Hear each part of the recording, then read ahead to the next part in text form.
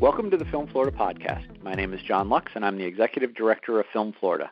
Today, our guest is Michael Jordan. In addition to being an award-winning director and director of photography, Michael is responsible for Southeast operations for Filmotechnic USA. Thanks for joining us on the podcast today, Michael. Thank you, John. So I like to start each interview with the backstory. So how did you get your start in the industry? So I got my start in the industry, and when I think back to high school. I used to listen to a lot of classic rock, The Doors, Led Zeppelin, and when I would listen to this music, I would just, for some reason, the pictures, the images in my head, like I could just come up with scenes, and I'd be like, this would be a great soundtrack for a movie that would have this scene. So it was a lot of daydreaming, and that's what I thought all it was, because I really didn't think there was a chance to ever, this was a real job or, anyone could do this. Also, while I was in high school, anytime I had an opportunity to do a video report, I would get our group together and I'm like, let's make a video.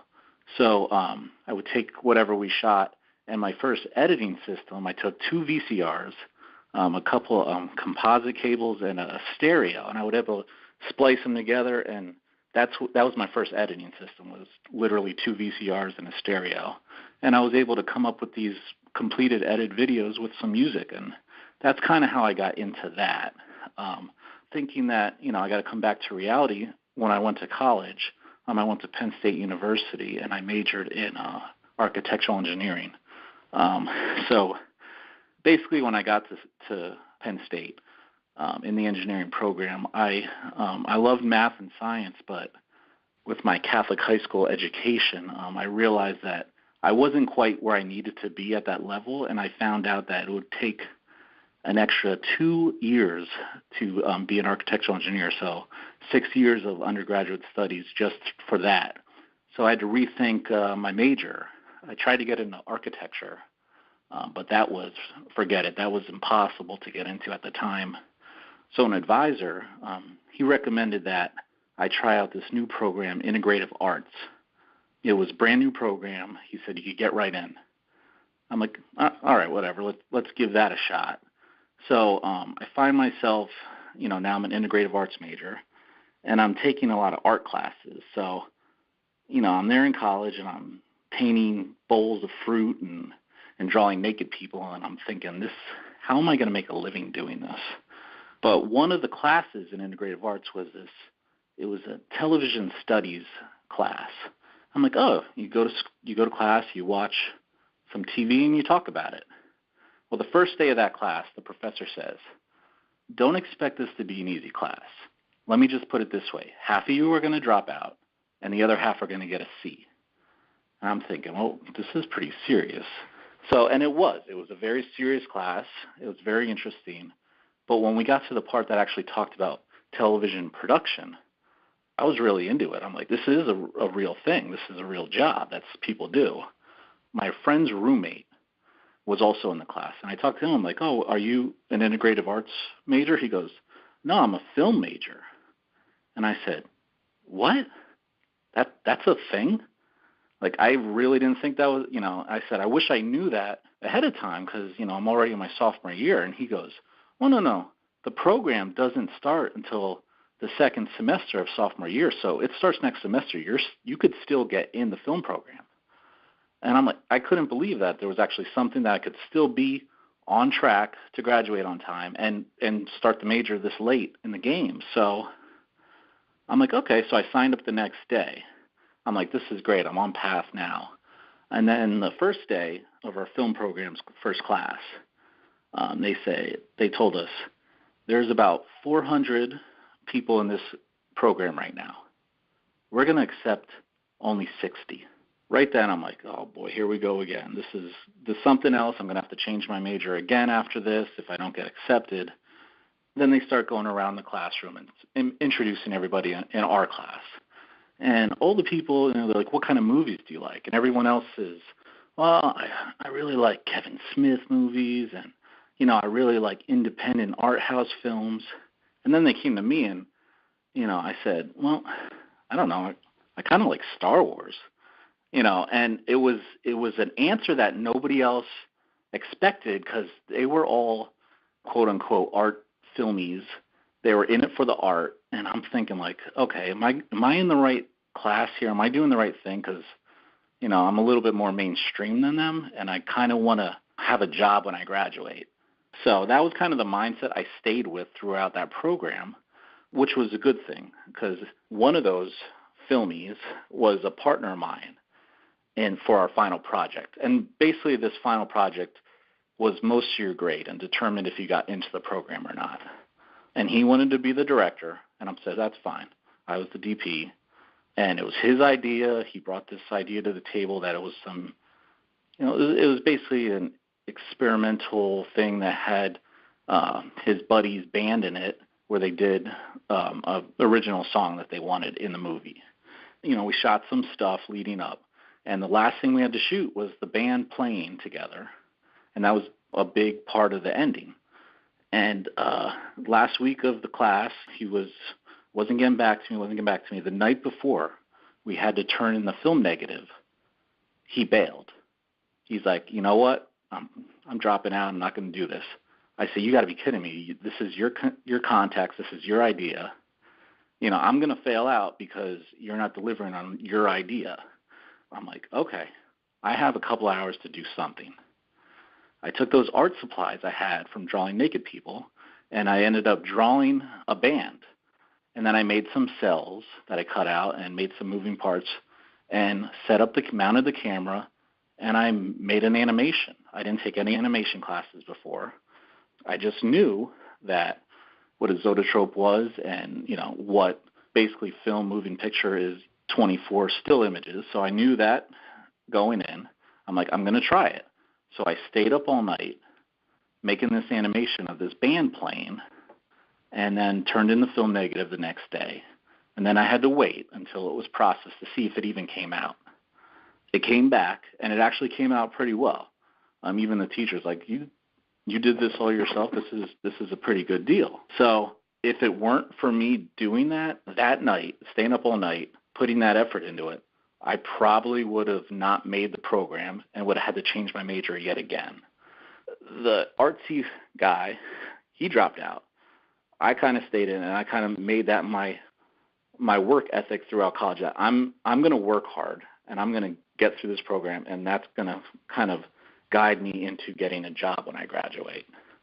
And went through the program, with that mentality, and I graduated and got a couple production assistant jobs and worked my way up from there. So the big takeaway from that is the hard work and the work ethic. And I think as we get further into this discussion, knowing you, I think that obviously is what got you to this point in your career. So as I look at your bio, though, a couple things stand out. First is that you directed 275 episodes of the critically acclaimed television series Forensic Files. Talk about how you got involved with that series and what that was like. After I graduated from Penn State, like all college kids, I'd worked a couple internships throughout college. I had a diploma. I had a little bit of a resume, a real tiny, tiny resume. But I took that resume around to every production company, news station, TV station in the Lehigh Valley area. I'm from Pennsylvania, and essentially dropped it off at every single place. I heard back from one place. It was called MedStar Television in Allentown, Pennsylvania.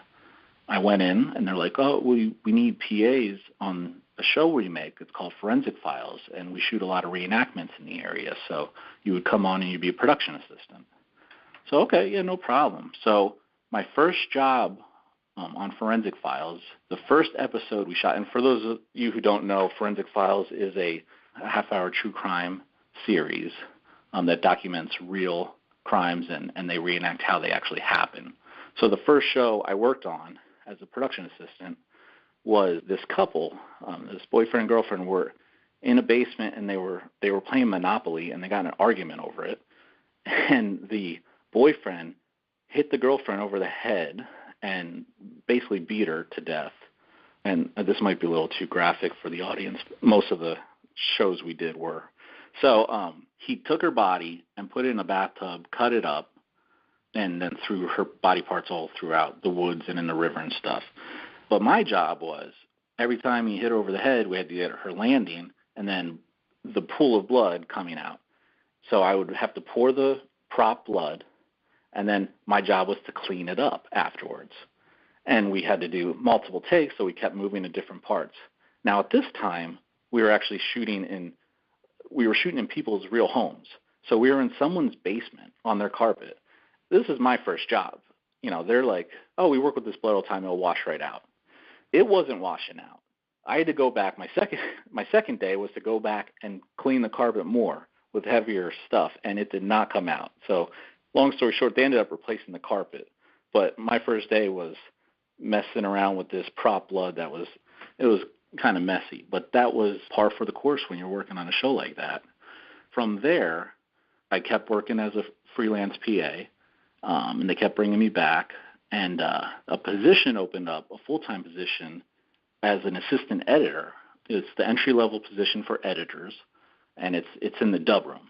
So basically, you take all the tapes from the field and you dub them, so you have them for the library backups and the ones for the editors to work with.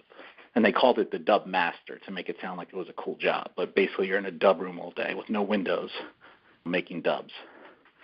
I was doing that, but they still wanted me to work as a PA on set on the reenactment. I would work in the dub room during the day, and then if we had night shoots, I would go out at night. There were, long hours. Sometimes it was 70, 80 hours a week, which was good, but it was tiring. Sometimes I had to sleep in the dub room, while I was making the dubs. So my path there was I could continue to move on and work my way up as an editor, or I could stay on in the field and work my way up in that way. Regards, I was trying to do both, and I was young at the time, so I was able to do both and not get burned out.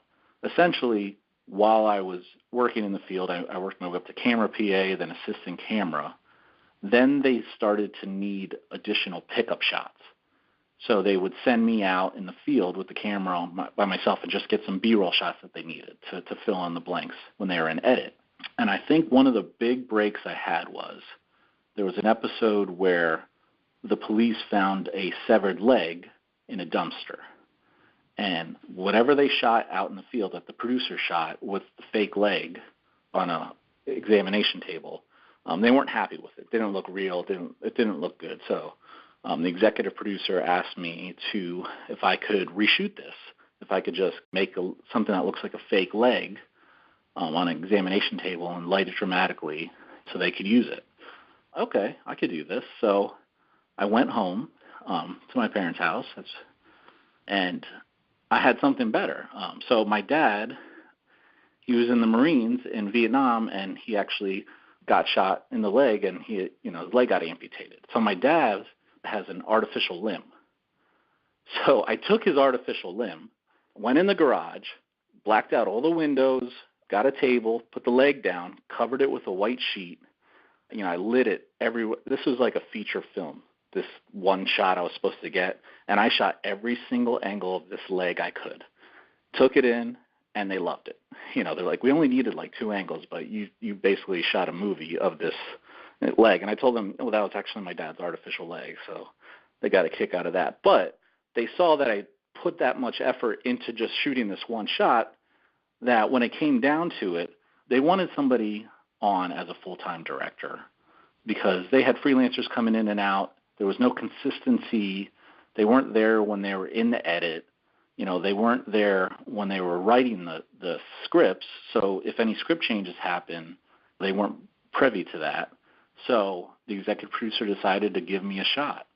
And here I am. I'm, a 23-year-old kid that was given a shot to direct this TV show. So the first episode, it's not an easy poisoning or something like that. It's a challenge. It's a home invasion where the guys kick down the door, go in. It's a double homicide. They shoot 2 people, and then on top of that, they shoot a dog who is attacking the shooter as he shoots them. This was my first challenge as a director to do all this stuff. And I got a plan for this. I spent a couple days planning out the shots the night before the shoot. I was up late just drawing out diagrams and where the cameras needed to be, and it worked. It was a learning curve, but it worked. They liked it, and after that, I did another one, and I just kept doing it. And like you said, 10 years and 270 some episodes later, the show's still on the air today. And if I understand correctly, while you were shooting Forensic Files, you shot some episodes or some scenes in Florida, and you fell in love with Florida and decided to move here. Talk about what drew you to Florida. So we filmed the show in Allentown, Pennsylvania, and we filmed all year round. When it was wintertime up there, it was really cold. You couldn't shoot outside. The last time we shot up there outside during the winter, it was 0 degrees, and we had to have a woman walking down the street barefoot. It was just, I said, this is it. We're not shooting in Pennsylvania when it's this cold ever again. We have to travel. So the first place we went, we had to shoot a scene, an exterior scene. So we chose Miami because it kind of had the look we were looking for. So we flew to Miami, and the airline lost our equipment. We didn't get it when we got here. So that started off the trip. It wasn't very good. And we shot in this neighborhood there that it wasn't the nicest neighborhood either. And our travel people, they just put us up by the airport. So we didn't really get a full experience in Miami. So it wasn't the best way to start off our shooting in Florida. The second show we shot in Florida was at Ponte Vedra. We shot there on the beach because that's the actual site where the crime happened. Anybody from the Jacksonville area would probably remember the case when it happened. The husband took his wife for a walk on the beach and shot her and tried to drown her in the water and then drag her body, and then made it seem like his story was that somebody saw them at the beach at gunpoint and shot them both. And his wounds were not life-threatening at all. He just shot himself and grazed certain points. So his story would check out, but they found out he did it himself. But when we shot there, that was the complicated shoot because it's on the beach at night. Again, it was chillier than we thought it'd be because it was still in the winter and it was North Florida. The water was freezing, and the woman our actress had to once in a while get her head put underwater. So that was a challenge. Long nights and great shoot, came out great, but it was just it wasn't like, oh, it made me fall in love with Florida. It was a necessary. We had to shoot there. And then again, we had another shoot where we shot at a real location. It was in Tampa. So we had to go to Tampa to shoot at the real location.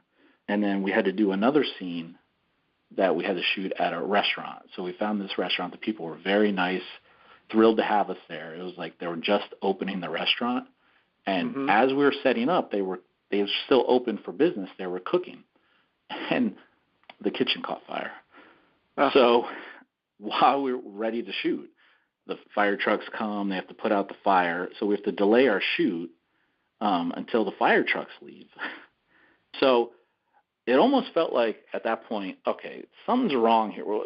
Florida seems like we shouldn't be coming to Florida. So the next shoot we had to travel for, we actually went to L.A. We gave L.A. a shot. And it was a show where we kind of needed to go to L.A. for this. It was a period piece. We needed to get old cars, old police cars, uniforms. It was pretty intense where we needed the resources that they have there in Hollywood. So went there. We shot at Griffith Park, and we got the permits. We let them know what has to be done. There was 2 teenage couples. They were making out in the car, and somebody comes up at gunpoint and makes them get out of the car and take their clothes off. This is all in the permit that says the girls have to get topless. We had to pay for the permits. Now, the L.A. permit office would not take an out-of-state check or a check from an out-of-state company. So we had to pay for the permit in cash. So can you imagine we have to go to the ATM machine, get hundreds of dollars, it was almost like $1,000 in cash, carry it around through downtown L.A., go up to the permit office to pay for these permits. It was a huge hassle just getting a permit in L.A. That was another thing that deterred us. So when we found out in Orlando, you don't have to pay for permits. And the permit process is super easy. The people over at the film office are just amazing, and that was another reason why we loved shooting in Florida. When we were in LA, the park ranger that was assigned to us was not the nicest person in the world. She fought us on everything. It's like she did not want us there. Everything we did, she fought us on. She's like, you can't have nudities at a state park. They need to wear pasties, and we need to put up a privacy wall. Even though nobody's in the park's closed, and no one's around. We had to do all this stuff, and she still gave us a hard time about everything we did. So that wasn't fun. That was kind of a nightmare shoot, but it came out well. And on top of that, one of our prop guns, it was an electronic firing gun, got stolen out of one of our production vehicles. So that was a $5,000 gun, essentially, insurance claim that we had to report back. That wasn't good after shooting all night and having to call the East Coast the next day and let them know about that. So our first trip to LA was kind of cursed too. So I felt like we can't travel anywhere. But then our next shoot we had to travel for, we had to shoot at a dude ranch. So we shot at Westgate River Ranch here in Central Florida, and had to look around. I went through the film guide and found we needed a grip truck and generator. So I found Last Stage Out of Town. I just picked them randomly. I called Danny Harvey. I'm like, hey, we need all this stuff. He's like, oh yeah, no problem. So went to Westgate River Ranch, shot with the guys from Last Stage Out of Town. It was an incredible experience. Super nice people. They had everything we needed. They were very helpful. We came back. We shot at Cocoa Beach. I said, hey, Danny, do you guys cover Cocoa Beach? He said, oh yeah, that's part of our area. And I think that's when I realized how tight-knit and how close the production community is in Central Florida. I really enjoyed that. When we came back again, we shot at Universal, on Universal property. We shot at the Hard Rock's employee parking lot. We needed a parking lot scene, and we needed a little lake scene. We found Lake Louisa State Park out in Claremont, one of my favorite locations. I still shoot at to this day. And we also found a great location scout who, with the show Forensic Files, we had to match a lot of interesting locations, and they had to look like a match because we had real pictures and video of the places. Well, there's a lot of interesting and unique locations in Central Florida. So we found a great location scout that understood the show, understood what we needed, and found us these great locations. So it made our job easy that when we came into town, the crew was here, the resources were here, and it made our job easier that at the end of the shoot, we had a free day. We go to the theme parks. We just fell in love with the people, the crews. It wasn't just the locations. It was more the people. I think that's what kind of drew us to keep coming back to Florida to shoot, even though it didn't start off well. Once we found the right people here in Central Florida, it was great. So more recently, your specialty is working with the Russian Arm. So for those that aren't familiar with the Russian Arm, explain what it is and what it's used for. So the Russian Arm is it's a camera car. It's a high-speed camera car that has a gyro-stabilized crane on it. The cranes range from 12 feet all the way up to 25 feet, and we have a gyro-stabilized camera flight head on the end of it. They're used for pretty much any car commercial, stunt scenes in movies, anything driving, moving, people running, people riding horseback, where you need a stable image. And the nice thing about the Russian Arm is, it could work in all weather. It could work in the rain. It works in the snow. And everybody who's working is safely inside a vehicle. And our vehicles range from a Porsche Cayenne turbos. We have a Mercedes ML63 AMG. We have a Ford Raptor. We have 3 ATVs, including 1 electric car. And we could put any of our cranes on any one of those vehicles. And we have as many cranes as we do vehicles, and I believe right now we have 9 vehicles plus the 3 ATVs. So we have 12 different platforms that we could put these cranes and flight heads on. So the Russian arm is obviously a great piece of equipment, but like so many other pieces of equipment in our industry, it's only as effective as the person or people operating it. So talk about some of the challenges of operating the Russian arm. When it comes to operating the Russian arm, I'll put it this way. There's not a lot of Russian arm operators in the world. There's just a handful of us because it is such a specialized tool. You can't just come out of college and hop in the car and learn how to use this thing. Now, for me, my background, coming from a director and a DP before operating the arm, was a huge help because you're not just swinging an arm around. You're framing the shot. You are moving the camera into the position it needs to be, and you're doing it on the fly, and sometimes on the fly at 130 miles an hour, and you're trying not to hit anything. So there's a lot of factors going on, and you have to do this regularly. You have to be aware of your surroundings. You have to know shots. You have to understand the way the crane moves, the camera moves, the way the equipment works. So you have to be a specialized person to operate and tech these things. You can't just pull anybody off the street. And that's kind of, the one thing that I caution people nowadays, because you see some of these companies building these small little crane arms that they could put on cars with suction cups, and now you're going to be putting it into the hands of people who are not skilled, not trained, and it's dangerous. That's the one thing about this equipment is if it's not in the right hands of the specialized trained people, it could be very dangerous. That's why we only hire the best drivers. We only hire the best arm operators and technicians that know the equipment and know how to use it properly. So in addition to operating your own company for a number of years, you're also responsible for Southeast operations for Filmotechnic USA. So Filmotechnic is one of, if not the top operator of camera car systems in America. Talk a little bit about Filmotechnic USA and how you got involved with them. Filmotechnic USA is the supplier of all Filmotechnic gear in the United States. And when I say Filmotechnic gear, Filmotechnic's main office is in the Ukraine, is in Kiev. They're the ones who created the Russian arm and the gyro-stabilized systems and all the flight heads. Filmo USA is the supplier, the only certified supplier in the United States that supplies these as rentals to production companies in the U.S. Filmotechnic USA has the largest inventory of camera cars, Russian arms, and flight heads in the continental United States. And now Hawaii, we're actually shipping stuff to Hawaii. Filmotechnic USA's main office, our main office is in LA.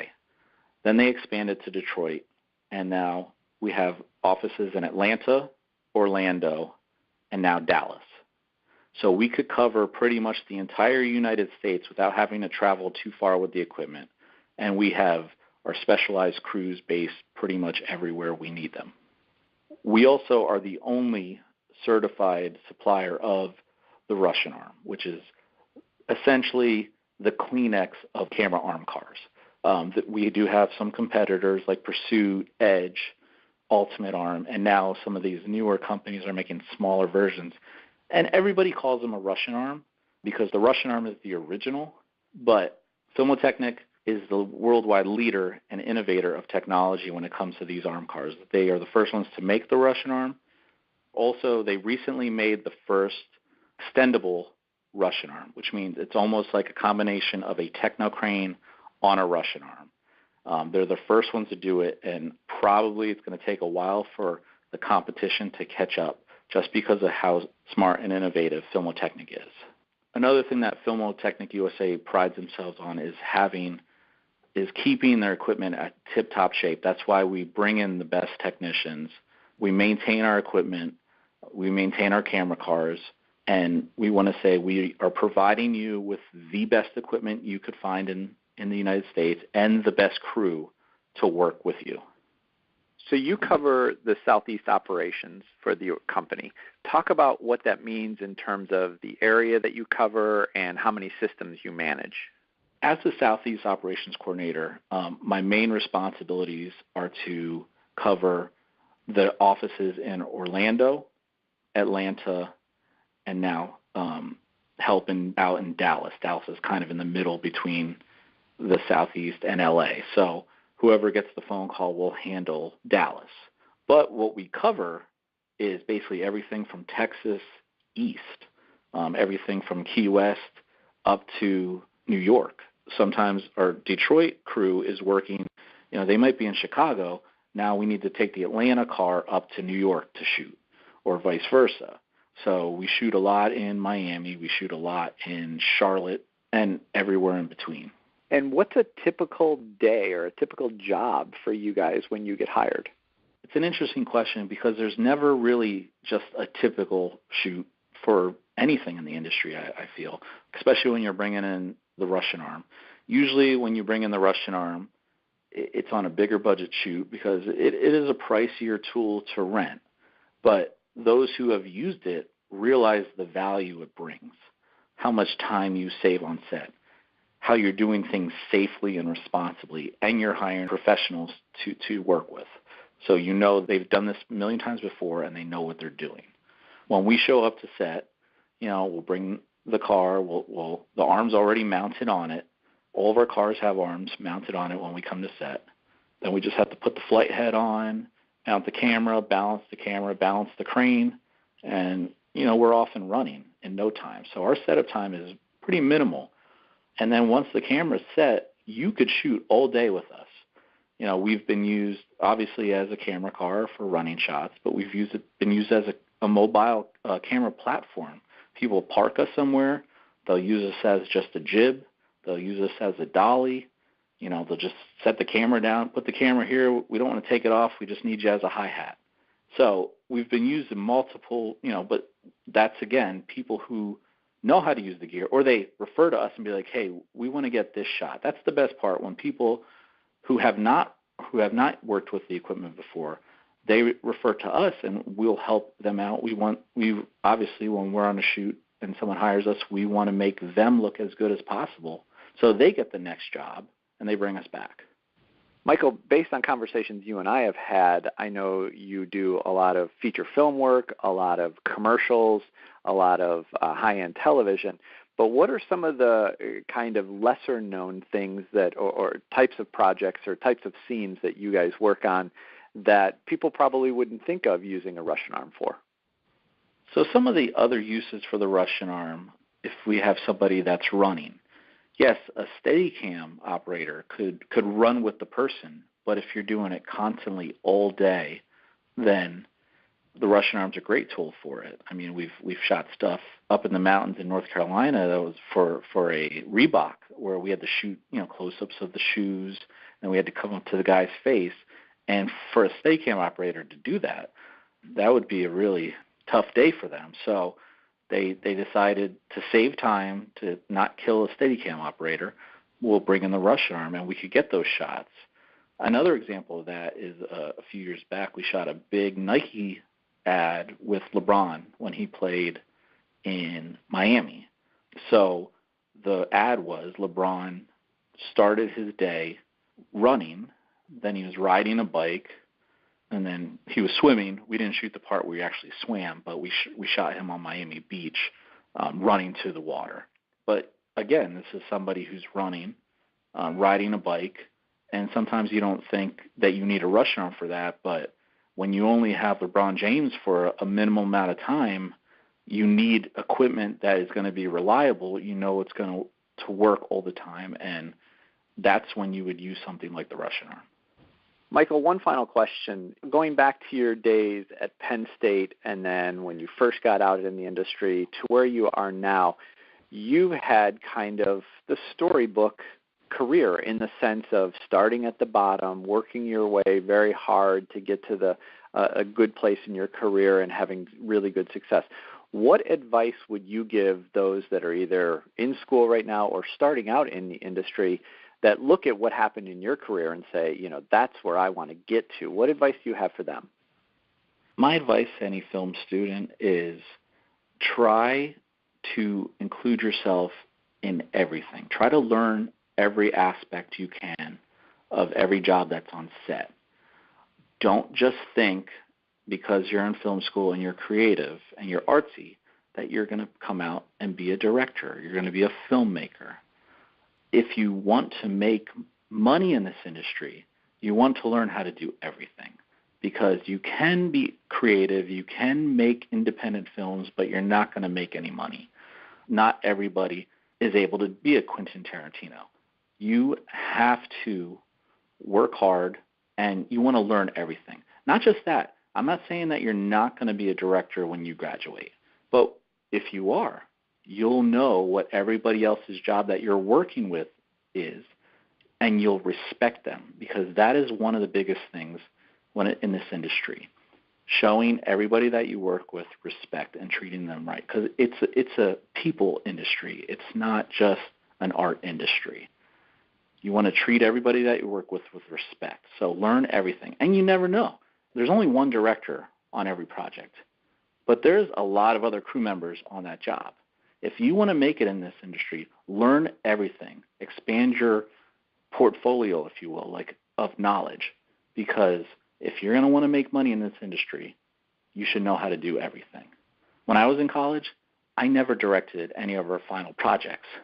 I always took on another role, whether it was like UPM, sound mixer, cinematographer. I tried out everything because I didn't know what opportunities would arise when I graduated.